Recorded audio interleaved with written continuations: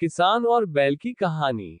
हल खींचते समय यदि कोई बैल गोबर या मूत्र करने की स्थिति में होता था, तो किसान कुछ देर के लिए हल चलाना बंद करके बैल के मलमूत्र त्यागने तक खड़ा रहता था, ताकि बैल आराम से यह नित्य कर्म कर सके। यह आम चलन था। जीवों के प्रति यह गहरी संवेदना उन महान पुरखों में जन्मजात होती थी जिन्हें आजकल हम अशिक्षित कहते हैं। ये सब अभी 25 से 30 वर्ष पूर्व तक होता रहा।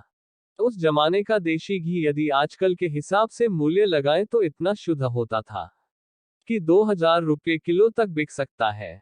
और उस देसी घी को किसान विशेष कार्य के दिनों में हर 2 दिन बाद आधा आधा किलो घी अपने बैलों को पिलाता था। टिटहरी नामक पक्षी अपने अंडे खुले खेत की मिट्टी पर देती है और उनको सेती है।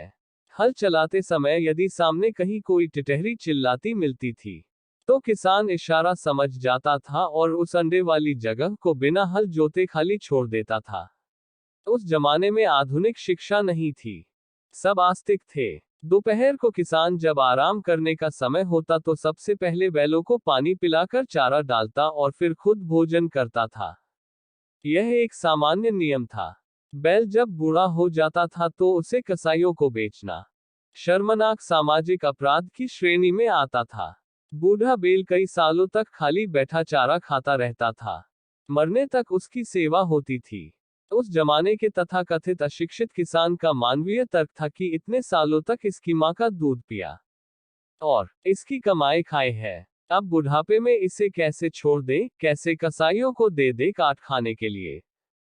जब बैल मर जाता तो किसान फफक फफक कर रोता था और उन भरी दोपहरियों को याद करता था जब उसका यह वफादार मित्र हर कष्ट में उसके साथ होता था। माता पिता को रोता देख किसान के बच्चे भी अपने बूढ़े बैल की मौत पर रोने लगते थे। पूरा जीवन काल तक बैल अपने स्वामी किसान की मुख भाषा को समझता था कि वह क्या कहना चाह रहा है। वह पुराना भारत इतना शिक्षित और धनाढ्य था कि अपने जीवन व्यवहार में ही जीवन रस खोज लेता था। वह करोड़ों वर्ष पुरानी संस्कृति वाला वैभवशाली भारत था। वह सचमुच अतुल्य भारत था।